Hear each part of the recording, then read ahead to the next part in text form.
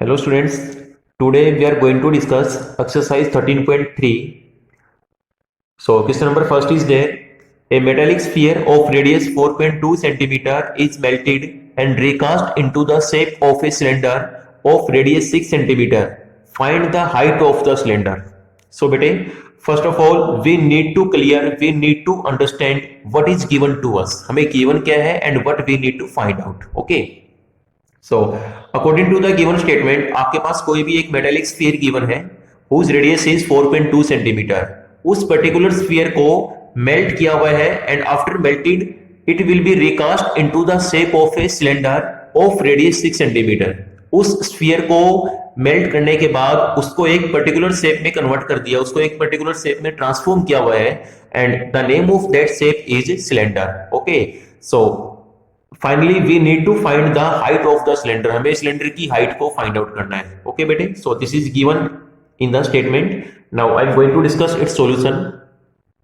So first of all we have given radius of a cylinder, ये आपके पास given है 6 centimetre and radius of the sphere वो कितने गिवन है 4.2 सेंटीमीटर गिवन है। ओके, सो इसमें आपका मेन इसमें कंसर्न ये रहता है कि अगर आपने स्फीयर को मेल्ट करने के बाद उस पर्टिकुलर शेप में उसको कन्वर्ट किया है, ट्रांसफॉर्म किया है, so we can conclude that volume of a cylinder will be equal to volume of a sphere. Okay, so ये आपके पास LHS है and this is your RHS।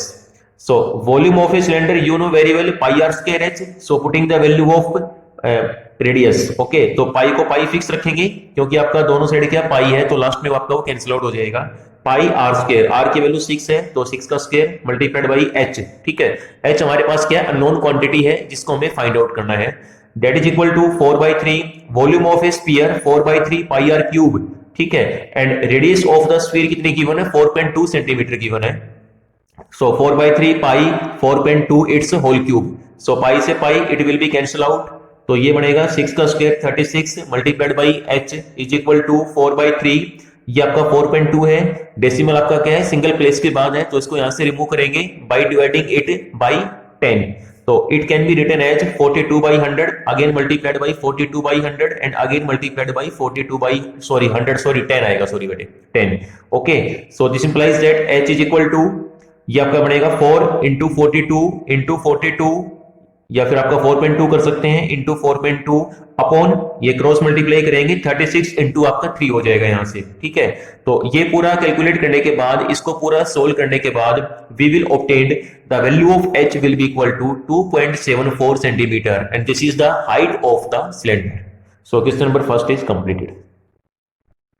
Now question number second is there metallic spheres of radius 6 centimetre. Radii की meaning क्या होता है? Radii is the plural form of radius. Radius की plural form क्या होती है? रेडियई होती है। Okay, got it. 6 centimetre 8 centimetre and 10 centimetre respectively are melted to form a single solid sphere. Find the radius of the resulting sphere. अब देखो बेटे, according to the given statement of question number second आपके पास क्या है starting में 3 spheres are given to you. आपके पास क्या है कोई भी 3 स्फीयर्स हैं whose radius are 6 centimetre 8 centimetre and 10 centimetre respectively.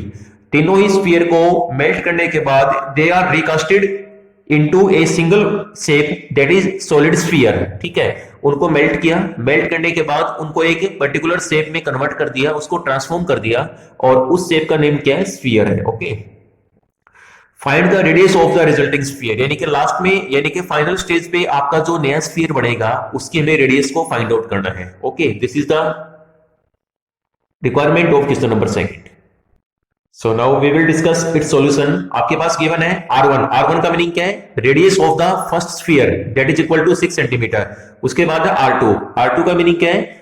Radius of the second sphere that is equal to 8 centimetre and radius of the third sphere that is equal to 10 centimetre. उसको मैंने R3 से किया, इसको denote किया है। Okay, अब इसमें निकालना क्या है कि find the radius of the resulting sphere. Resulting sphere का मीनिंग क्या होता है कि आपका जो फाइनली जो ऑब्टेन्ड जो स्फीयर आएगा, जो न्यू स्फीयर आएगा उसको मेल्ट होने के बाद और उसको रिकास्ट करने के बाद वो आपके पास क्या रिजल्टिंग स्फीयर है, उसकी रेडियस को मैंने R सेंटीमीटर सपोज कर लिया। Okay, so now according to the given question we can conclude that as we have also discussed in the question number first, volume of 3 spheres will be equal to volume of the new or resulting sphere. Okay बेटे, so volume of sphere का formula क्या होता है? 4/3 pi r cube. तो ये बनेगा 4/3 पाई, इसको बाहर रख लेंगे, अंदर आएगा r1 cube plus r2 cube plus r3 cube, because we have given total 3 spheres. Okay, तो ये बनेगा 4/3 pi 6 cube plus 8 cube plus 10 cube is equal to 4/3 pi r cube. r का मीनिंग क्या है?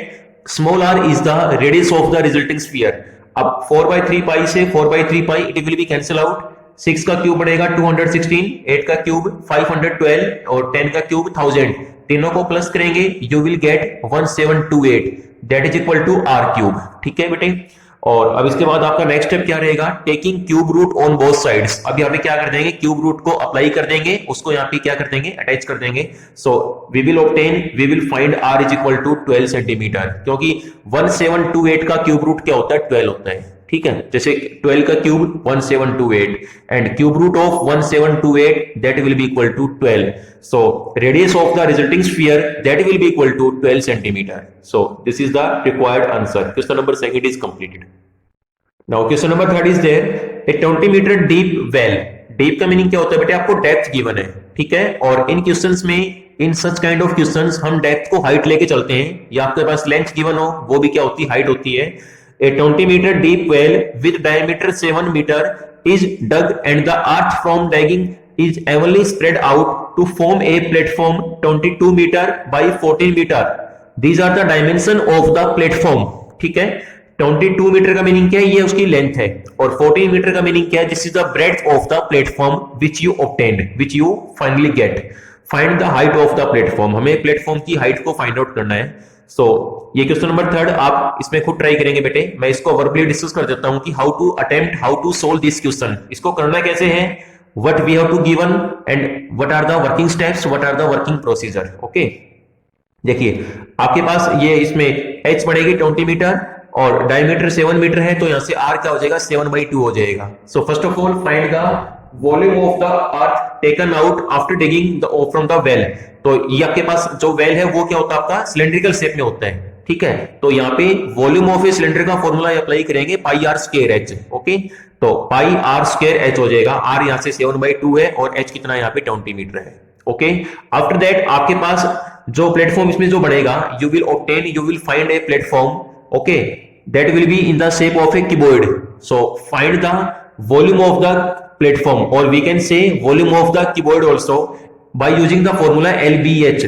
लेंथ है 22, ब्रेड्थ है 14 और यहां से h आपको निकालनी है। Find the height of the platform. ठीक है, प्लेटफॉर्म मेरे पास क्या है? आपका क्यूबोइडल शेप का है, और इसमें जो आपका जो वेल है वो क्या आपका सिलेंड्रिकल शेप। वेल का मीनिंग होता है कुआं। ओके, तो यहां से लगेगा volume of the platform is equal to 22 multiplied by 14 multiplied by h हो जाएगा। ओके बेटे, और लास्ट में क्या करेंगे?